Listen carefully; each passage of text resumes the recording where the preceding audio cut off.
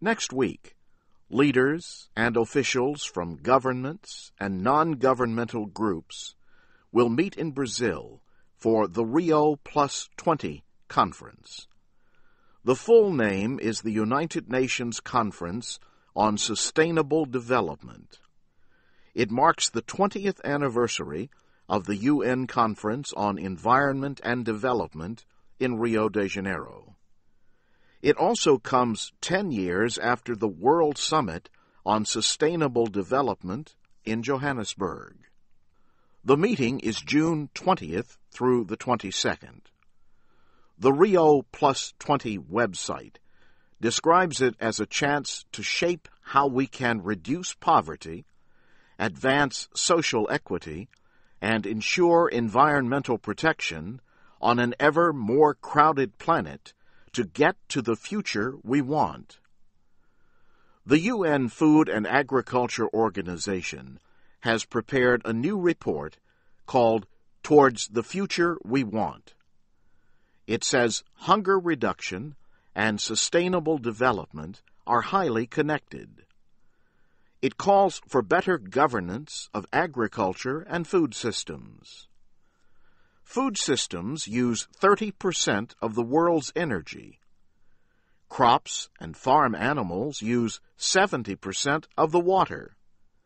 Yet food losses and waste are high. The FAO says they add up to more than 1 billion tons each year, or almost 1/3 of all the food produced in the world. The FAO says nearly 1 out of every 7 people in the world is a victim of undernourishment. 75% of all poor people live in rural areas. Most support themselves through agriculture and related activities. The agency has estimated that food production needs to increase at least 60% by 2050 to feed an expected population of 9 billion. The new report calls for doing more with less, improving diets while reducing the effects of agriculture on the environment. Alberto Sandoval is a natural resources officer with the FAO. We have to make a transition on the way we produce food and the way we transform the food to bring it to the table, to make sure that we have the eradication of hunger, that we reduce poverty, and that we have a healthy and well-nourished population in the upcoming years. Farmers operate 500 million small farms in developing countries.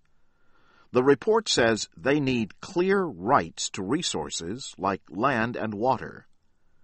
FAO nutritionist Florence Egal says production growth helps not only farmers, but also others in related industries. People who have no access to land or labor can actually generate income and add to local economic development through food transformation, through processing, through commercialization. So we believe that it would also make sense in terms of job creation, in terms of job protection, and therefore we would be able to bring together the economic dimension, the social dimension, and the environmental dimension. And I think this is very much the challenge that we are facing nowadays.